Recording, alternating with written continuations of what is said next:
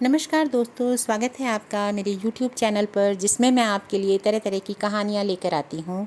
और मैंने अब मुंशी प्रेमचंद जी द्वारा लिखी बहुत ही प्रसिद्ध रचना दो सखियाँ कहानी शुरू की है। ये कहानी है दो सखियों की, चंदा और पद्मा, जो अपने जीवन के बारे में खतों के जरिए एक दूसरे को बताती हैं। एक दूसरे के साथ वो अपने जीवन के बारे में विचार विमर्श भी करती हैं और एक दूसरे से सलाह बाती भी करती हैं। इस कहानी में यहाँ तक हमने सुना है कि चंदा अपने पति के साथ अपने घर जा चुकी है। दूसरी ओर पद्मा अभी भी अपने जीवन से परेशान है। तो अब बारी है पद्मा के जवाब की। पद्मा अपनी सहेली चंदा को लिखती है, प्यारी बहन, तुम्हारे प्रथम मिलन की कुतूहलमय कथा पढ़कर चित्त प्रसन्न हो गया। मुझे तुम्हारे ऊपर हसद हो रहा है। मैंने समझा था तुम्हें मुझ पर हसद होगा, पर क्रिया उल्टी हो गई। तुम्हारे चारों ओर हरियाली ही नज़र आती है और मैं जिधर नज़र डालती हूँ सूखे रेत और नग्न टीलों के सिवा कुछ भी नहीं। अब कुछ मेरा वृतांत सुनो। अब जिगर थाम कर बैठो, मेरी बारी आई। विनोद की अविचलित दार्शनिकता अब असह्य हो गई है। कुछ विचित्र जीव हैं, घर में आग लगे, पत्थर पड़े इनकी बला से। इन्हें मुझ पर जरा भी दया नहीं आती। मैं सुबह से शाम तक घर के झंझटों में कुड़ा करूं, इन्हें कुछ परवाह नहीं।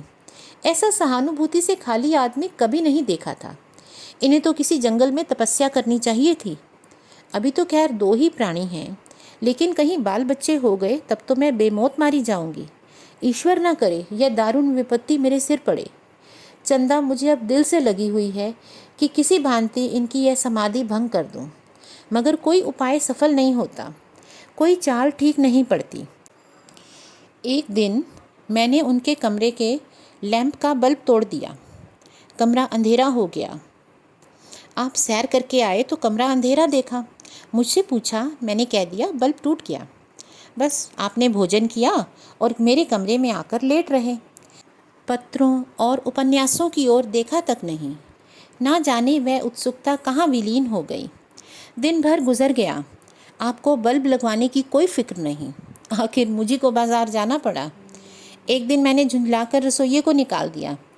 सोचा जब लाला रात भर भूखे सोएंगे तब आंखें खुलेंगी, मगर इस भले आदमी ने कुछ पूछा तक नहीं। चाय न मिली, कुछ परवाह नहीं। ठीक 10 बजे अपने कपड़े पहने, एक बार रसोई की ओर देखा, सन्नाटा था। बस कॉलेज चले गए। एक आदमी पूछता है, महाराज कहाँ गया, क्यों गया, अब क्या इंतज़ाम होगा, कौन खाना पकाएगा। कम से कम इतना तो मुझसे कह सकते थे कि तुम अगर नहीं पका सकती तो बाज़ार से कुछ मंगवा दो। जब वह चले गए तो मुझे बड़ा पश्चाताप हुआ। रॉयल होटल से खाना मंगवाया और बैरे के हाथ कॉलेज भेज दिया, पर खुद भूखी ही रही। दिन भर भूख के मारे बुरा हाल था। सिर में दर्द होने लगा। आप कॉलेज से आए और मुझे पड़े देखा तो ऐसे परेशान हुए मानो मुझे त्रिदोष हो। उसी वक्त एक डॉक्टर को बुला भेजा। डॉक्टर आए, आंखें देखी, जबान देखी, हरारत देखी और फिर दवा दे दी। खाने की अलग, लगाने की अलग। आदमी दवा लेकर लौट आया। लौटा तो 12 रुपये का बिल भी था। मुझे इन सारी बातों पर ऐसा क्रोध आ रहा है कि कहीं भागकर चली जाऊं। उस पर आप आराम कुर्सी डालकर मेरी चारपाई के पास बैठ गए और एक एक पल को पूछने लगे कि अब जी कैसा है, दर्द कुछ कम हुआ। यहाँ मारे भूख के आंतें कुलबुला रही हैं, दवा हाथ से छुई तक नहीं। आखिर झक मारकर मैंने फिर बैरे से खाना मंगवाया। फिर चाल उल्टी पड़ गई। मैं डरी कि कहीं ये महाशय फिर से डॉक्टर को न बुला ले, इसलिए सवेरा होते ही हार कर घर के काम धंधे में लग गई।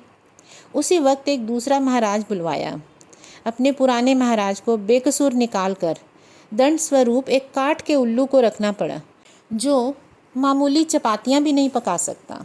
उस दिन से एक नई बला गले पड़ गई है।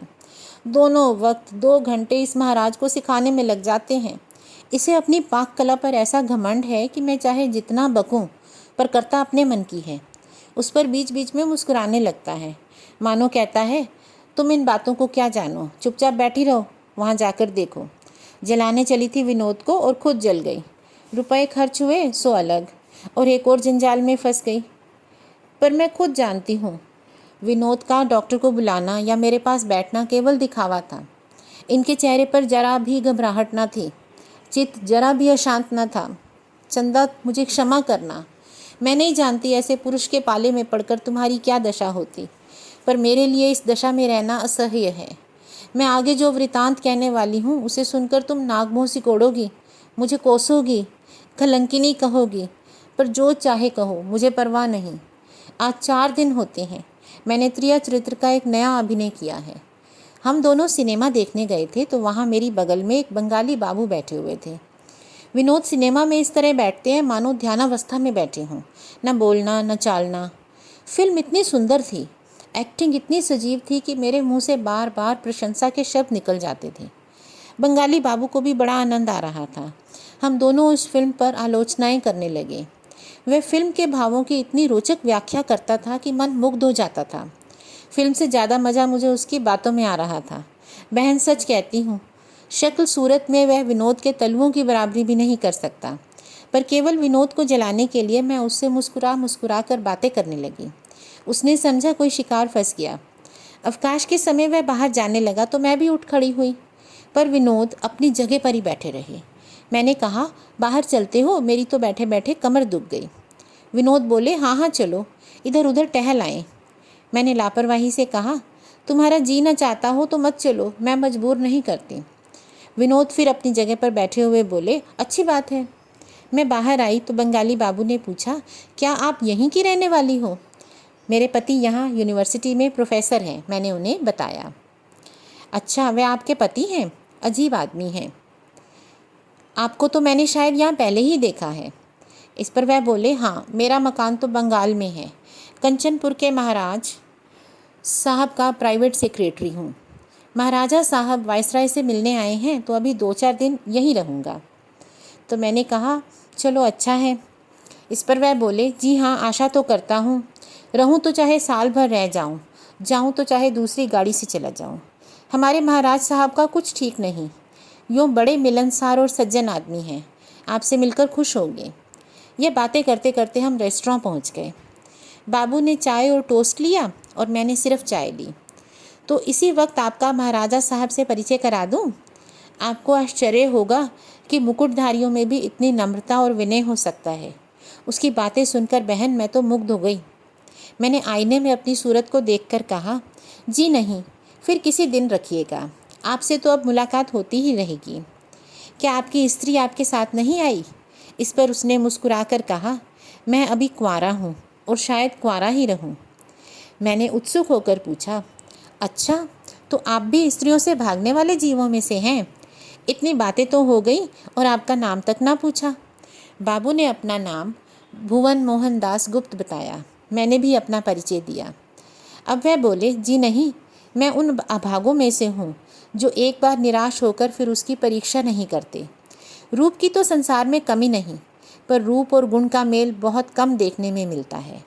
जिस रमणी से मेरा प्रेम था वह आज एक बड़े वकील की पत्नी है। मैं गरीब था, इसकी सज़ा मुझे ऐसी मिली जो जीवन पर्यंत ना भूलेगी। साल भर तक जिसकी उपासना की, जब उसने मुझे धन पर बलिदान कर दिया तो अब और क्या आशा रखूं? मैंने हंसकर कहा, आपने बहुत जल्द हिम्मत हार दी। भुवन ने सामने द्वार की ओर ताकते हुए कहा, मैंने आज तक ऐसा वीर नहीं देखा जो रमणियों से परास्त ना हुआ हो। ये हृदय पर चोट करती हैं और हृदय एक ही गहरी चोट सह सकता है। जिस रमणी ने मेरे प्रेम को तुच्छ समझकर पैरों से कुचल दिया, उसको मैं दिखाना चाहता हूँ कि मेरी आंखों में धन कितनी तुच्छ वस्तु है। यही मेरे जीवन का एकमात्र उद्देश्य है। मेरा जीवन उसी दिन सफल होगा जब विमला के घर के सामने मेरा विशाल भवन होगा और उसका पति मुझसे मिलने में अपना सौभाग्य समझेगा। मैंने गंभीरता से कहा, यह तो कोई बहुत ऊंचा उद्देश्य नहीं है। आप यह क्यों नहीं समझते कि विमला ने केवल धन के लिए आपका परित्याग नहीं किया? संभव है इसका कोई और कारण भी हो।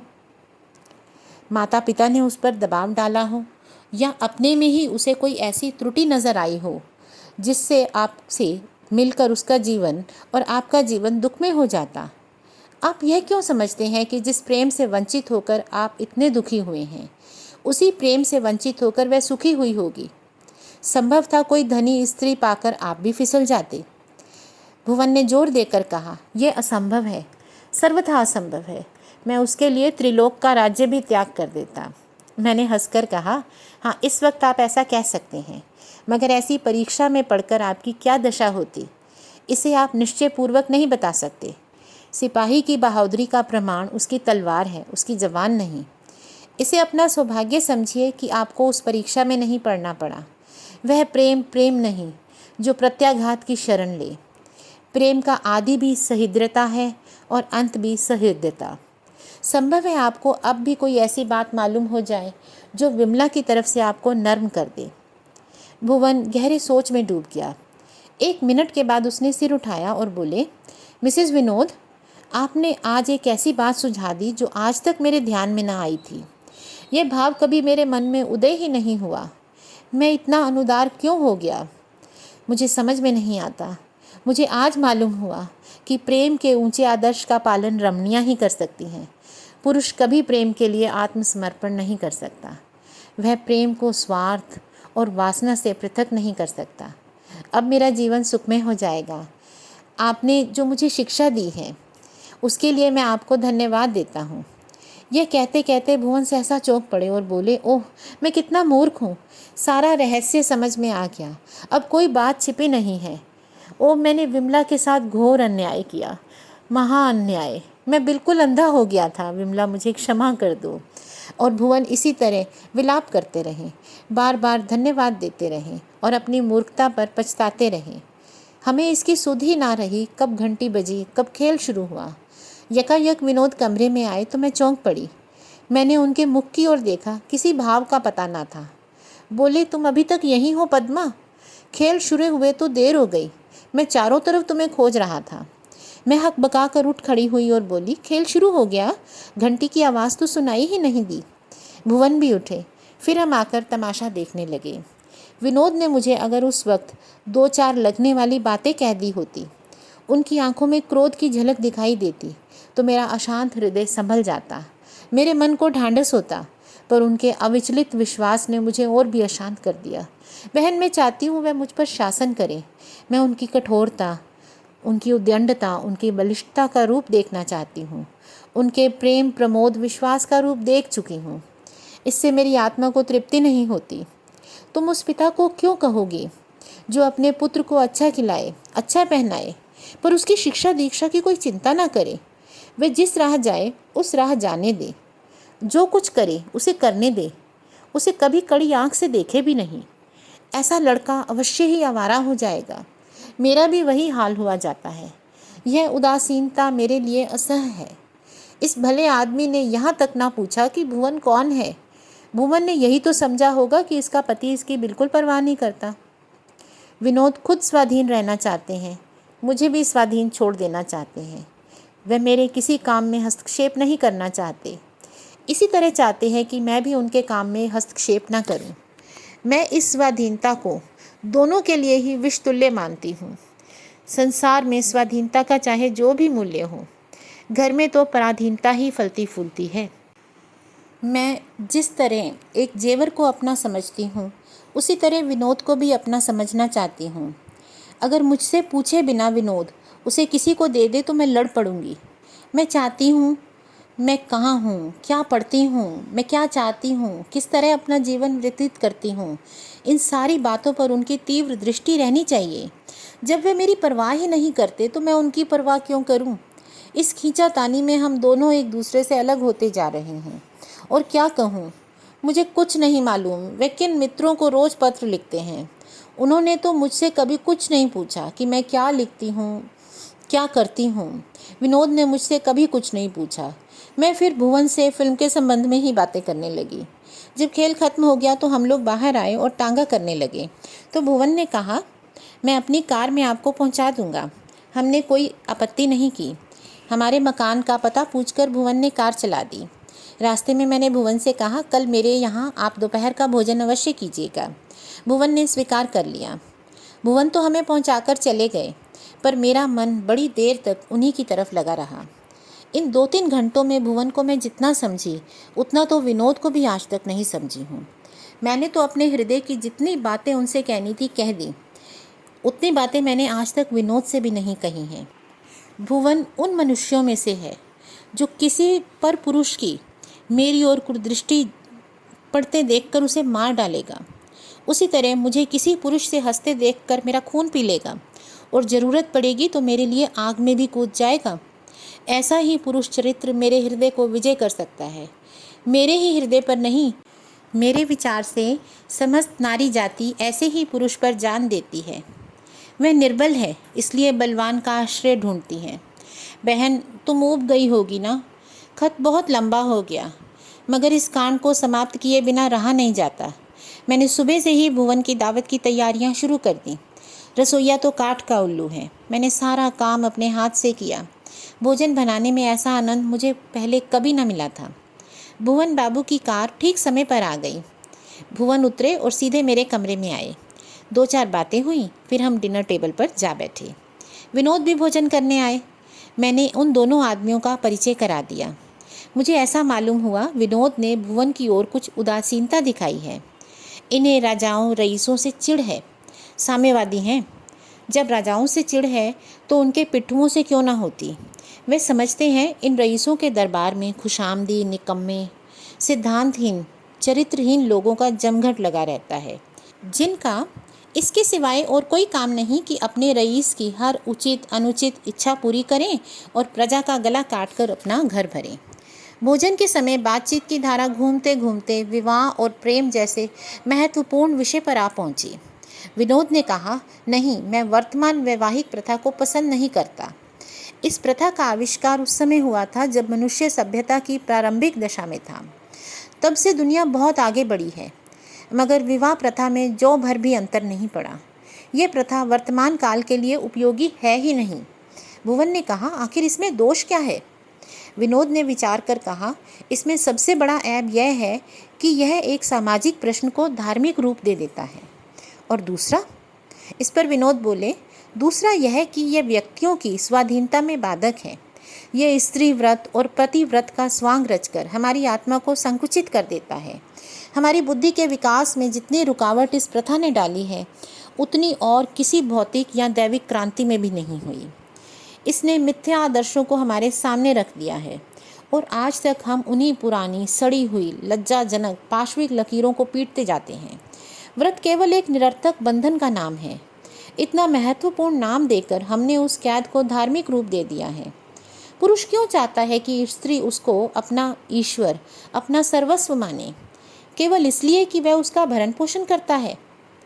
क्या स्त्री का कर्तव्य केवल पुरुष की संपत्ति के लिए वारिस पैदा करना है? उस संपत्ति के लिए जिस पर हिंदू नीति शास्त्र के अनुसार पति के देहांत के बाद उसका कोई अधिकार नहीं रहता। समाज की यह सारी व्यवस्था, सारा संगठन संपत्ति रक्षा के आधार पर हुआ है। इसने संपत्ति को प्रधान और व्यक्ति को गौण कर दिया है। हमारे ही वीर्य से उत्पन्न हमारी संतान हमारी कमाई हुई जायदाद का भोग करे, इस मनोभाव में कितनी स्वार्थता, कितना दासत्व छिपा है, इसका कोई अनुमान नहीं कर सकता। इस कैद में जकड़ी हुई समाज की संतान यदि आज घर में, देश में, संसार में अपने क्रूर स्वार्थ के लिए रक्त की नदियां बहा रही है, तो क्या आश्चर्य है। मैं इस वैवाहिक प्रथा की सारी बुराइयों का मूल समझता हूँ। भुवन चकित हो गया। मैं खुद चकित हो गई। विनोद ने इस विषय पर मुझसे कभी इतनी स्पष्टता से बात न की थी। मैं यह तो जानती थी कि वे साम्यवादी हैं। 2-1 बार इस विषय पर उनसे बहस भी कर चुकी हूँ, पर वैवाहिक प्रथा के वे इतने विरोधी हैं, यह मुझे मालूम न था। भुवन के चेहरे से ऐसा प्रकट होता था, उन्होंने ऐसे दार्शनिक विचारों की गंध तक न पाई थी। जरा देर के बाद बोले, प्रोफेसर साहब, आपने तो मुझे एक बड़े चक्कर में डाल दिया। आखिर आप इस प्रथा की जगह कोई और प्रथा रखना चाहते हैं या विवाह की आवश्यकता ही नहीं समझते? जिस तरह पशु पक्षी आपस में मिलते हैं, वह हमें भी करना चाहिए। विनोद ने तुरंत उत्तर दिया, बहुत कुछ। पशु पक्षियों में सभी का मानसिक विकास एक सा नहीं है। कुछ ऐसे हैं जो जोड़े के चुनाव में कोई विचार नहीं रखते। कुछ ऐसे हैं जो एक बार बच्चे पैदा करने के बाद अलग हो जाते हैं, और कुछ ऐसे हैं जो जीवन पर्यंत एक साथ रहते हैं। कितनी ही भिन्न भिन्न श्रेणियां हैं। मैं मनुष्य होने के नाते उसी श्रेणी को श्रेष्ठ समझता हूँ जो जीवन पर्यंत एक साथ रहते हैं, मगर स्वेच्छा से। उनके यहाँ कोई कैद नहीं, कोई सज़ा नहीं। दोनों अपने अपने चारे दाने की फिक्र करते हैं। दोनों मिलकर रहने का स्थान बनाते हैं। दोनों साथ बच्चों का पालन करते हैं। उनके बीच में कोई तीसरा नर या मादा आ ही नहीं सकता। यहाँ तक कि उनमें से जब एक मर जाता है तो दूसरा मरते दम तक फुटैल रहता है। यह अंधेर मनुष्य जाति में ही है कि स्त्री ने किसी दूसरे पुरुष से हंसकर बात की और उसके पुरुष की छाती पर सांप लौटने लगा। खून खराबे के मंसूबे सोचे जाने लगे। पुरुष ने किसी दूसरी स्त्री की ओर रसिक नेत्रों से देखा और अर्धांगिनी ने त्योरियां बदली। पति के प्राण लेने को तैयार हो गई। यह सब क्या है? ऐसा मनुष्य समाज सभ्यता का किस मुंह से दावा करता है? भुवन ने सिर संभालते हुए कहा, मगर मनुष्यों में भी तो भिन्न भिन्न श्रेणियां हैं। कुछ लोग हर महीने एक नया जोड़ा खोज निकालेंगे। विनोद ने हंसकर कहा, लेकिन यह इतना आसान काम ना होगा। या तो वह ऐसी स्त्री चाहेगा जो संतान का पालन स्वयं कर सकती हो, या उसे एक मुश्त सारी रकम अदा करनी पड़ेगी। भुवन भी हंसे। आप अपने को किस श्रेणी में रखेंगे?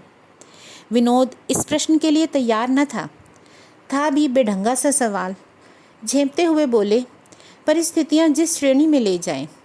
मैं स्त्री और पुरुष दोनों के लिए पूर्ण स्वाधीनता का हामी हूँ।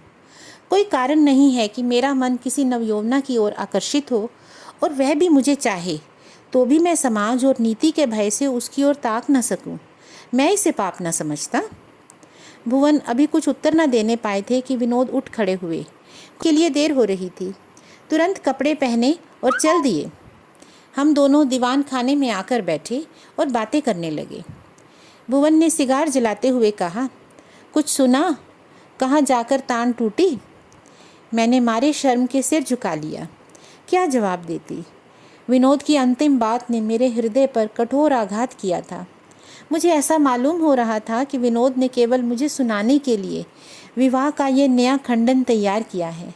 वे मुझसे पिंड छुड़ा लेना चाहते हैं। वे किसी रमणी की ताक में हैं। मुझसे उनका जी भर गया है। ये ख्याल करके मुझे बड़ा दुख हुआ।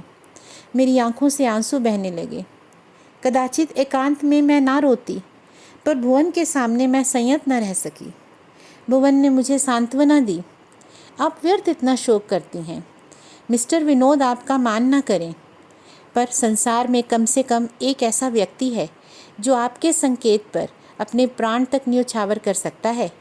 आप जैसी रमणी रतन पाकर संसार में ऐसा कौन पुरुष होगा जो अपने भाग्य को धन्य न मानेगा।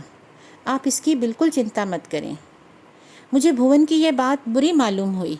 क्रोध से मेरा मुख लाल हो गया। ये धूर्त मेरी दुर्बलता का लाभ उठाकर मेरा सर्वनाश करना चाहता है। अपने दुर्भाग्य पर बराबर रोना आता था। अभी विवाह हुए साल भी नहीं हुआ, मेरी यह दशा हो गई कि दूसरों को मुझे बहकाने और मुझ पर अपना जादू चलाने का साहस हो रहा है। जिस वक्त मैंने विनोद को देखा था, मेरा हृदय कितना फूल उठा था। मैंने अपने हृदय को कितनी भक्ति से उनके चरणों पर अर्पण किया था। मैं क्या जानती थी इतनी जल्दी मैं उनकी आंखों से गिर जाऊंगी और फिर मुझे प्रत्यक्षता समझकर ये सौदे मुझ पर डोरे डालेंगे। मैंने आंसू पोंछते हुए कहा, मैं आपसे क्षमा मांगती हूँ, मुझे ज़रा विश्राम करने दीजिए। इस पर वह बोले, हाँ हाँ आराम करो, मैं बैठा देखता रहूँगा। तो मैंने कहा, जी नहीं, आप कृपा करके जाइए, यूँ मुझे आराम न मिलेगा। इस पर भुवन बोले, अच्छी बात है, आप आराम कीजिए, मैं संध्या समय आकर देख जाऊँगा। मैंने कहा, जी नहीं, आपको कष्ट करने की कोई ज़रूरत नहीं है। इस पर वह बोले, अच्छा तो मैं कल आऊँगा, शायद महाराजा साहब भी आवें। तो मैंने कहा, नहीं, आप मेरे बुलाने का इंतज़ार कीजिएगा, बिना बुलाए ना आइएगा। यह कहती हुई मैं उठकर अपने सोने के कमरे की ओर चली गई। भुवन एक क्षण मेरी ओर देखता रहा, फिर चुपके से चला गया। बहन, इस बात को 2 दिन हो गए हैं, पर मैं कमरे से बाहर नहीं निकली। भुवन 2-3 बार आ चुका है, मगर मैंने उससे मिलने से साफ इनकार कर दिया। अब शायद उसे फिर आने का साहस न होगा। ईश्वर ने बड़े नाजुक मौके पर मुझे सुबुद्धि प्रदान की है, नहीं तो मैं अब तक अपना सर्वनाश कर बैठी होती। विनोद प्रायः मेरे पास ही बैठे रहते हैं, लेकिन उनसे बोलने को मेरा जी नहीं चाहता। जो पुरुष व्यभिचार का दार्शनिक सिद्धांतों से समर्थन कर सकता है, जिसकी आंखों में विवाह जैसे पवित्र बंधन का कोई मूल्य नहीं, जो न मेरा हो सकता है न मुझे अपना बना सकता है, उसके साथ मुझ जैसी माननी गर्विणी स्त्री का क्या दिन निर्वाह होगा। बस अब विदा लेती हूँ बहन, क्षमा करना, मैंने तुम्हारा बहुत अमूल्य समय लिया, मगर इतना समझ लो मैं तुम्हारी दया नहीं सहानुभूति चाहती हूँ। ऐसा कहते हुए पद्मा ने अपना पत्र खत्म किया। तो यहाँ पर हम क्या देख रहे हैं कि पद्मा अपने पति के विचारों से बहुत आहत हुई है। उसे ये बात समझ में नहीं आ रही है कि विनोद किस तरह से विवाह के पवित्र बंधन को नकार सकता है, और एक तरफ से शायद वो ये सोच रही है कि शायद विनोद का मन कहीं और लग गया है और वह उससे पल्ला छुड़ाना चाहता है। इन्हीं सब परेशानियों में उलझी हुई पद्मा अपनी सहेली से सिर्फ सहानुभूति चाहती है। शायद समय रहते इन दोनों को समझ आ जाएगी और इनका जीवन अच्छा हो जाएगा। दूसरी ओर इसकी चंदा के जीवन में भी उतार चढ़ाव आ रहे हैं। तो चंदा किस तरह की परेशानियों से उलझी हुई है, इसके बारे में जानने के लिए आपको देखना पड़ेगा इसी कहानी का अगला भाग।